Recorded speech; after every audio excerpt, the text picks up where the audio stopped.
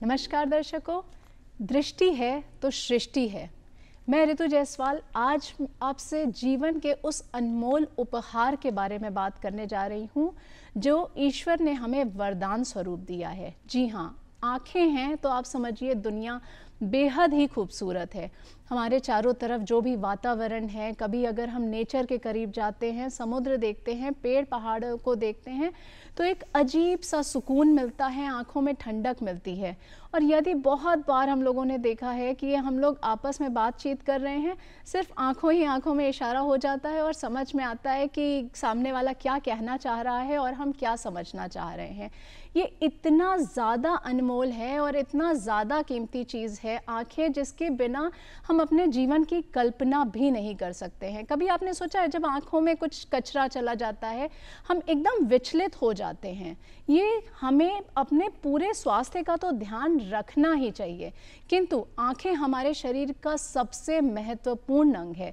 इसलिए यदि कभी भी आँखों में कोई भी छोटी से छोटी समस्या हो, जलन हो रही हो या आपको लगे कि आज आँखों में भारीपन है या किसी भी किस्म का थोड़ा सा ऊपर नीचे का चीज़ लगे, उसमें हमें ज़रा सा भी विलंब नहीं करना चाहिए। हमें तुरंत डॉक्टर के पास जाना चाहिए और उसको दिखा लेना चाहिए, क्योंकि कहा जाता है ना, छोटी समस्याओं का समाधान तुरंत किया जा सकता है।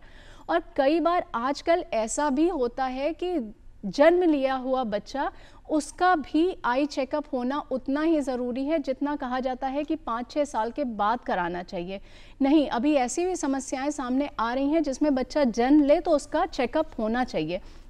इन तमाम विषय पर बात करने के लिए आज हमारे साथ जो विशेषज्ञ मौजूद हैं वो नेत्र रोग विशेषज्ञ हैं और अपनी फील्ड में उन्होंने बहुत सारे सोशल वर्क को भी किया हुआ है। उन्होंने इस समाज में लोगों को बताने के लिए, आँखों के महत्व को समझाने के लिए उनके स्लम में भी बच्चों के पास गई हैं और बहुत जगह अपने क्लिनिक में भी करती हैं। और इन्होंने बहुत अच्छी तरीके से, बहुत साधारण शब्दों में आपको बताने के लिए आज हमारे साथ मंच साझा कर रही हैं। तो दर्शकों, आज हम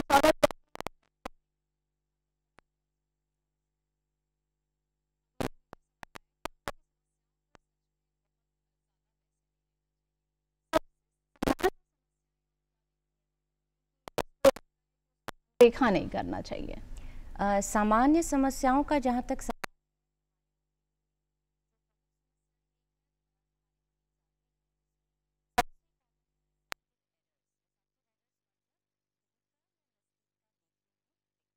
अब इसके कई कारण हो सकते हैं जिसके बारे में हम आगे विस्तार से चर्चा करेंगे, लेकिन जो सबसे प्रमुख लक्षण है जो मरीज को हम तक लाता है वो होता है दृष्टि में कमी। इसके अलावा आँखों का सूखापन, आँखों में विभिन्न किस्म की एलर्जी जिसकी वजह से आँखों में जलन, खुजली होना, आँखों से पानी आना, कई बाद का रिसाव होना, इन सारी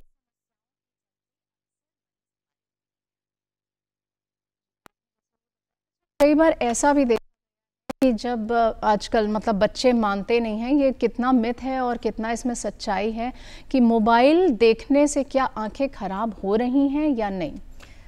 इस बारे में हम नेत्र रोग विशेषज्ञ अक्सर विभिन्न प्लेटफॉर्म्स पे, वो सोशल मीडिया, प्रिंट मीडिया, सब प्लेटफॉर्म्स पे हमने जागरूकता फैलाने के लिए बहुत सारे कदम उठाए हैं और इसे कतई भी मिथ अब नहीं मानना चाहिए। इसके पहले भी बहुत से साइंटिफिक एविडेंसेस थे और पोस्ट कोरोना काल में तो इसके बहुत से कंफर्म्ड साक्ष्य हैं कि बिल्कुल इंक्रीज्ड स्क्रीन टाइम या मोबाइल और लैपटॉप के अनावश्यक अत्यधिक इस्तेमाल की वजह से जो हमारा भविष्य का जो जनरेशन है, हमारा फ्यूचर जनरेशन जो है, उनकी आंखें खराब हो रही हैं और इसके दूरगामी जो परिणाम होंगे वो बड़े घातक होने जा रहे हैं। इसीलिए बच्चों को, और मैं इस हर माध्यम से बताती हूँ कि स्कूलों में भी ये जानकारी बहुत सक्रिय होकर सरकार को भी इसमें दखल देना चाहिए और मोबाइल और लैपटॉप जैसी चीज़ों पर जो पठन पाठन का जो चलन है उस पर रोक लगना चाहिए, खास तौर पे 5 वर्ष से कम उम्र के बच्चों में। जी दर्शकों, मैं आपको बताना चाहूँगी कि अगर आप आंखों से जुड़ी किसी भी समस्या के बारे में जानना चाहते हैं तो आप हमें फ़ोन भी कर सकते हैं। हमारा फ़ोन नंबर है 1800 3456 171 इस पे आप हमें कॉल करिए और डॉक्टर निमी आपसे रूबरू होंगी और उनको जो भी आपको समस्याएं हैं आप उसके बारे में पूछ सकते हैं। जी, मैं आपसे अगला सवाल पूछना चाहूँगी, जो आँखों में आजकल ये जो वेदर चेंज हो रहा है या कई बार सर्दी गर्मी से मतलब नहीं है, बहुत ड्राइनेस हो रही है लोगों को, वो उसका प्रमुख कारण क्या है? ड्राइनेस या आँखों का सूखापन, जिसकी वजह से आँखें भारी लगना, आँखों का ऐसा महसूस होना कि प्रॉपरली हमारी आँखें खुल नहीं रही हैं, सुबह पूरी रात अच्छे से सोने के बावजूद सुबह फ्रेश महसूस नहीं हो रहा, या दिन भर लैपटॉप मोबाइल इन सब पे काम करने के बाद शाम में आँखों में बहुत भारीपन आ रहा है, ये सब बड़े प्रमुख लक्षण हैं ड्राइनेस ऑफ आइज़ के। और इसके कुछ तो सामान्य कारण होते हैं, जैसे इंक्रीज्ड स्क्रीन टाइम, इसके अलावा बाहर का प्रदूषण जिसके संपर्क में हमारी आंखें हमेशा रहती हैं, साथ ही साथ एयर कंडीशनर्स का अत्यधिक इस्तेमाल, ग्लोबल वार्मिंग, ये सारे कारण जो सामान्य कारण हैं आँखों में ड्राइनेस या सूखापन के। इसके अलावा कुछ पैथोलॉजिक कंडीशंस होते हैं, मतलब ऐसे कंडीशंस जो बीमारी के कैटेगरी में आते हैं, जिसमें प्रमुख है थायराइड डिजीजेस, डायबिटीज़, किसी भी तरह की हार्मोनल बीमारियां, इनसे भी आँखों में सूखापन होता है या ड्राइनेस होता है। इसके अलावा कुछ दवाइयाँ हैं, जैसे आजकल स्ट्रेस या तनाव एक बहुत गंभीर समस्या है हमारे समाज की, तो स्ट्रेस अपने आप में एक तो ड्राइनेस की वजह है, और साथ ही साथ स्ट्रेस में इस्तेमाल की जाने वाली जो एंटी डिप्रेसेंट जो दवाइयाँ हैं, उनका भी बड़ा गंभीर एक प्रभाव है आँखों का ड्राइनेस। जी, आपने बार बार बताया है कि स्क्रीन टाइम, ये आप बार बार मेंशन कर रही हैं, तो बहुत बार ऐसा होता है कि स्क्रीन देखना ही पड़ता है या मोबाइल देखना ही पड़ता है, तो कुछ टाइम लिमिट है या कोई प्रोटेक्शन, आप उसका क्या उपचार बताएंगे? हाँ, ये आपने बिल्कुल बहुत अच्छा और वैलिड सवाल है। आज के ज़माने में हम मोबाइल और लैपटॉप से तो नहीं भाग सकते, ये प्रोफेशनल, एजुकेशनल, बिजनेस सबका रिक्वायरमेंट है ये स्क्रीन। तो अब इसमें बचाव कैसे करें? इसमें बचने का सबसे अच्छा तो ये तरीका है कि इसका time as much as possible cut down किया जाए, जितना आवश्यक हो उतना इस्तेमाल करें। इस्तेमाल करते समय बहुत ज़रूरी है कि जो एक चश्मा आप लगाते हैं, जिसे हम प्रोटेक्टिव ग्लासेस बोलते हैं, उसमें एंटी रिफ्लेक्टिव या ARC कोटिंग होनी चाहिए, जो इस डिवाइसेस के दुष्प्रभाव से आंखों को बचाती हैं। साथ ही साथ हर आधे घंटे के बाद 1 मिनट का कंप्यूटर ब्रेक बोलते हैं हम, वो लेना चाहिए, जिसमें नज़दीक से हटाकर आंखों को दूर की किसी भी चीज़ पर केंद्रित या फोकस करिए, और आंखों को right left up down movement आंखों का होना चाहिए। और साथ ही साथ लुब्रिकेंट्स जो आजकल सब दवा के दुकानों पर मिलते हैं और आंखों के डॉक्टर्स उसको प्रिस्क्राइब भी करते हैं, उन लुब्रिकेटिंग दवाइयों का प्रचुर इस्तेमाल करना चाहिए। तो जो आपने बताया लुब्रिकेटिंग मेडिसिन्स, इसका कुछ एज फैक्टर है कि इस एज से यूज़ करना चाहिए या नहीं, कोई भी यूज़ कर सकता है? नहीं, इसको कोई भी यूज़ कर सकता है, बशर्ते कि उसमें उस बीमारी के लक्षण आ रहे हों, या वैसे भी प्रिवेंटिव भी यूज़ करना चाहिए अगर लक्षण न भी आ रहे हों, लेकिन जिनकी प्रोफेशनल रिक्वायरमेंट्स, डिमांड्स की वजह से उनका स्क्रीन टाइम बहुत ज़्यादा है, उन्हें प्रिवेंटिव तौर पर भी इन लुब्रिकेंट्स का इस्तेमाल करना चाहिए। अभी आपने पोल्यूशन के बारे में जब बात की, तो जो स्प्लैश करने, आँखों पे पानी का छिट्टा मारने की बात होती है, वो हार्मफुल है या करना चाहिए? अब ये एक बहुत ही अगेन एक बड़ा मिथ है जो बहुत दिनों से हम सुनते आ रहे हैं। सुबह उठकर बुजुर्ग घर के बोलते हैं बच्चों को कि ठंडे साफ पानी से आंखों में छींटा डालिए, छींटा मारिए, या घर में जब आप वापस लौटते हैं तो आंखों को साफ पानी से धोना है। ये बहुत बड़ा मिथ है और एक बहुत ही गलत आदत है। इससे होता क्या है कि जो मुझे वही लगा कि ये थोड़ी सी क्योंकि मिथ है, लोग कहते हैं धोइए, और वो पता नहीं आंखों के लिए फ़ायदेमंद है या नुकसानदायक है।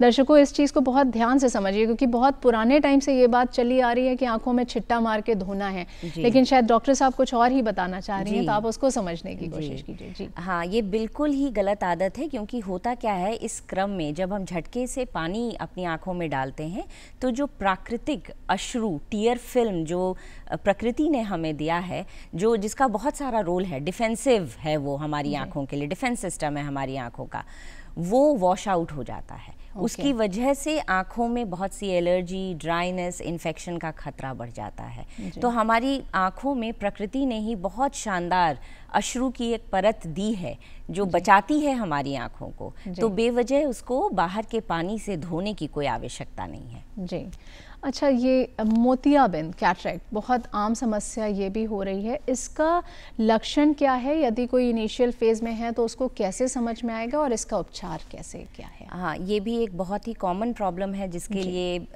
मरीज़ हमारे ओपीडी में आते हैं। सबसे प्रमुख लक्षण है दृष्टि में कमी आना।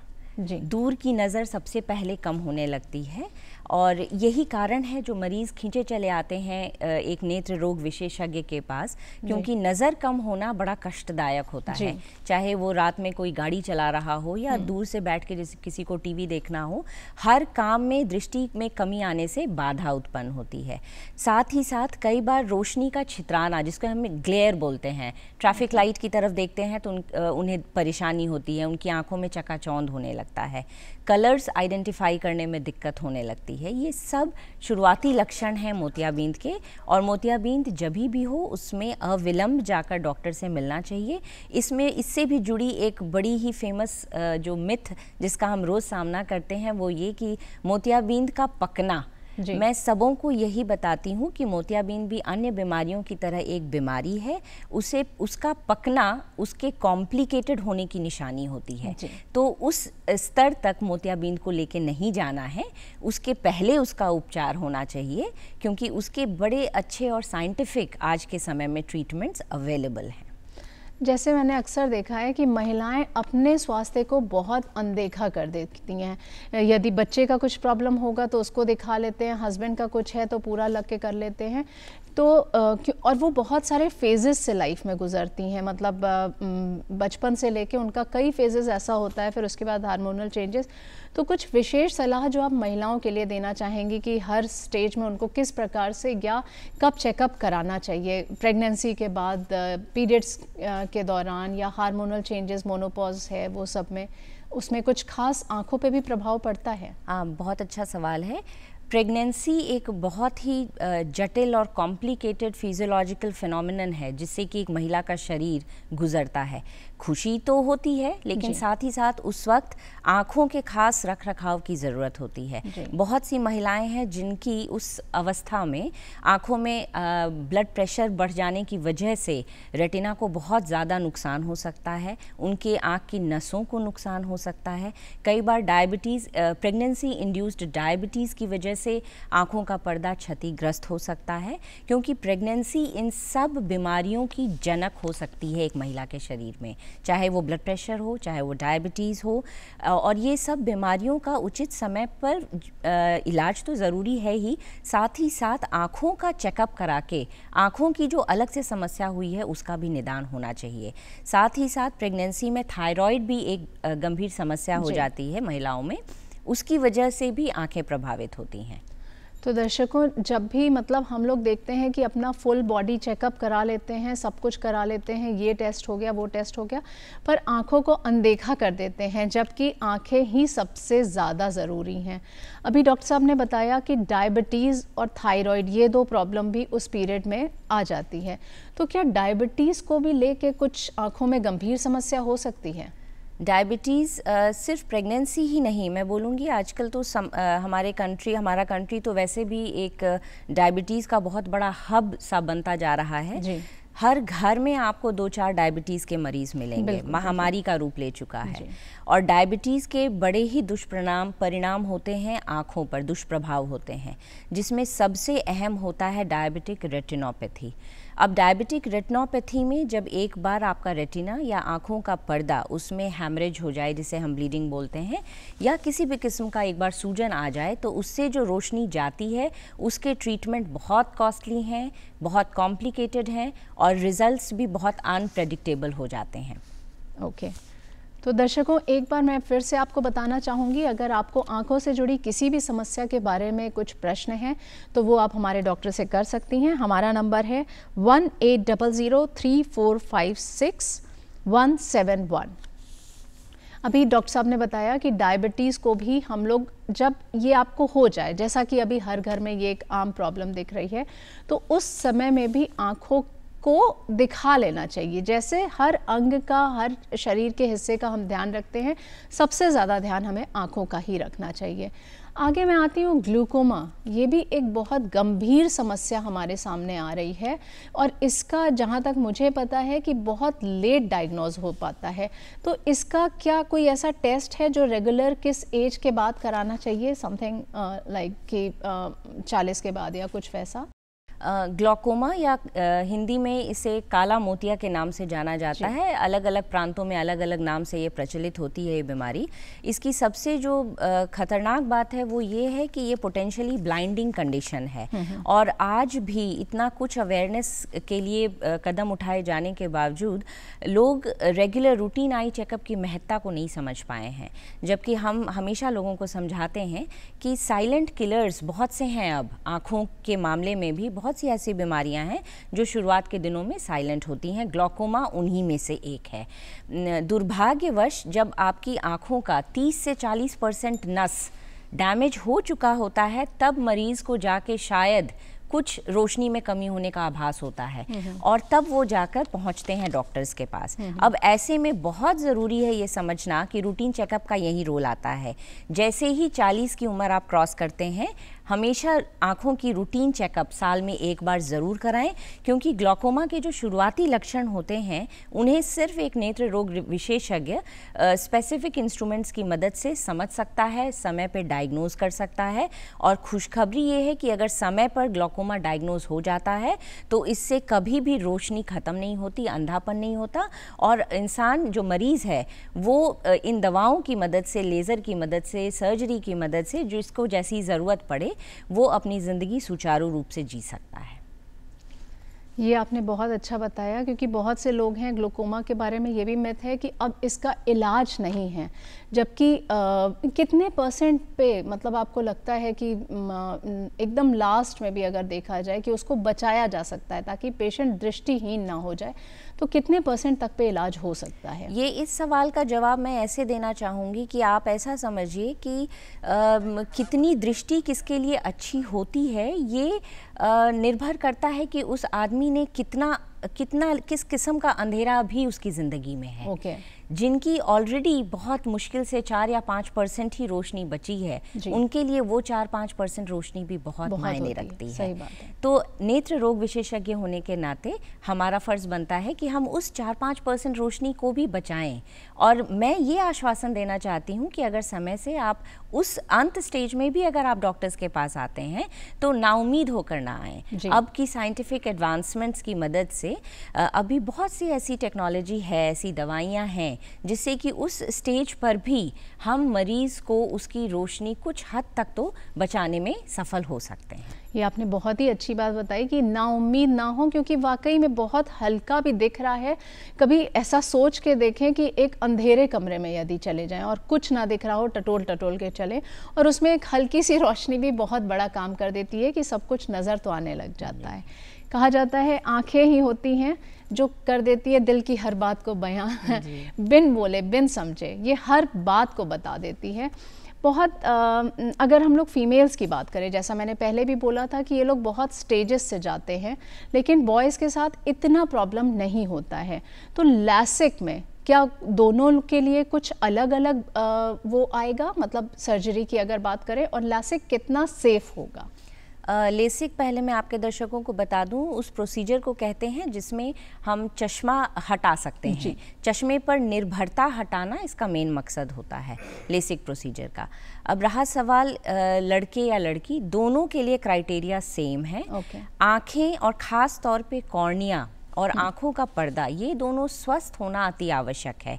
सिलेक्शन ऑफ कैंडिडेट ये बहुत मायने रखता है।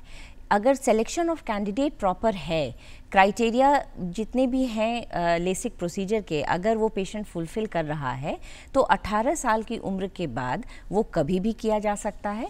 और अच्छी बात ये है कि अब के जो लेसिक प्रोसीजर्स की जो मशीनें हैं ये बहुत ही रिप्रोड्यूसिबल हैं और बहुत ही इसमें सेफ्टी के जो मेजर्स इंट्रोड्यूस किए गए हैं। तो ये प्रोसीजर अब बहुत ही लाभकारी है और बहुत ही सेफ़ है। इसको कराना चाहिए ताकि चश्मे पर जो निर्भरता है, जो एक किस्म का विजुअल हैंडीकैप है यंगर जनरेशन का, उससे वो मुक्त हो सकें।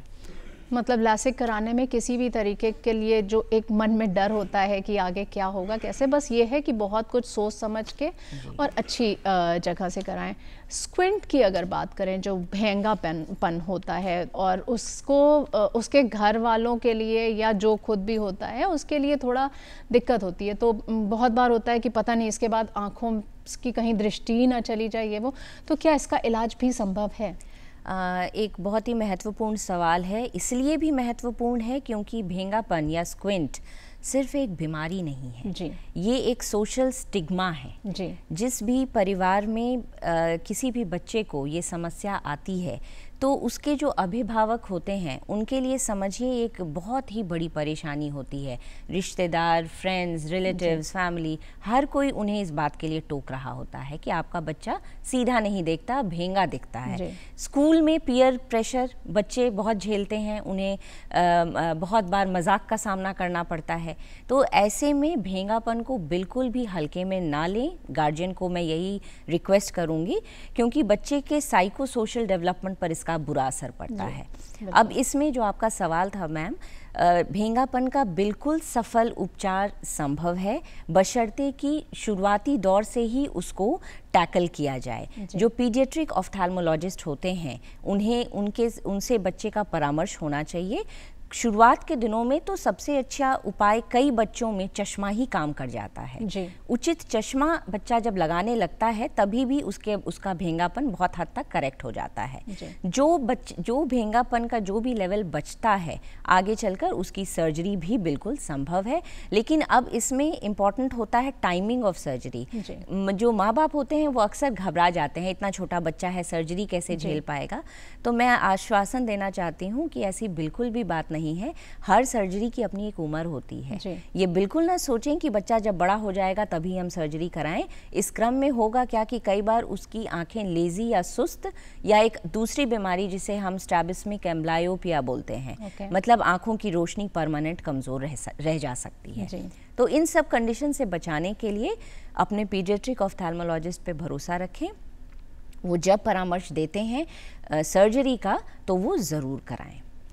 अभी आपने बताया कि जैसे बच्चों को ये वाला प्रॉब्लम अगर हो रहा है स्क्विंट आई का, और अभी जो लेटेस्ट कुछ न्यूज़पेपर में ही मैंने देखा था कि पैदा हुए बच्चों का भी थोड़े टाइम के बाद पता लगता है कि ब्लाइंडनेस है, तो क्या मतलब जन्म लेने के बाद तुरंत भी आई टेस्ट करवाना चाहिए? ये भी एक बहुत ही अहम सवाल है, खास तौर पर आज के परिवेश में। दूसरा ये कि मतलब उनका आई टेस्ट, क्योंकि नॉर्मली जो एक नॉर्मल आदमी समझता है ना कि आई टेस्ट मतलब बैठना है और ASDFG वो जो एक चार्ट आता है उसको पढ़ना है, तो उसका टेस्ट कैसे होगा? मतलब ये भी आप थोड़ा विस्तार से हमारे दर्शकों को बताएं। जी, बहुत अच्छा सवाल है। जैसा मैं बता रही थी, खास तौर पे आज के परिवेश में जहाँ इनफर्टिलिटी क्लिनिक्स की भरमार है, और ये इनफर्टिलिटी क्लिनिक्स वैसे कपल्स को जो इनफर्टिलिटी झेल रहे हैं उन्हें एक संतान सुख को पाने में मदद करते हैं। बहुत खुशी की बात है, लेकिन इस संतान सुख का जश्न मनाने के पहले मैं सब ऐसे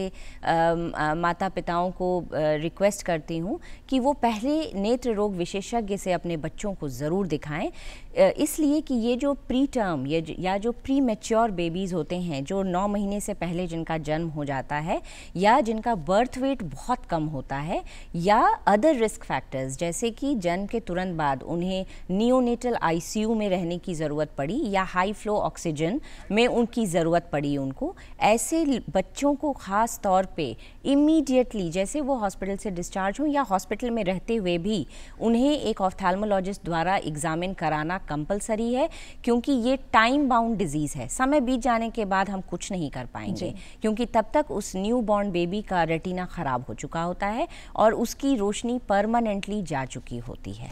समय की सीमा निर्धारित है और सवाल इतने ज़्यादा हैं मन में कि मैं चाहती थी अपने दर्शकों को बहुत ज़्यादा से ज़्यादा सवालों के जवाब दे पाऊँ।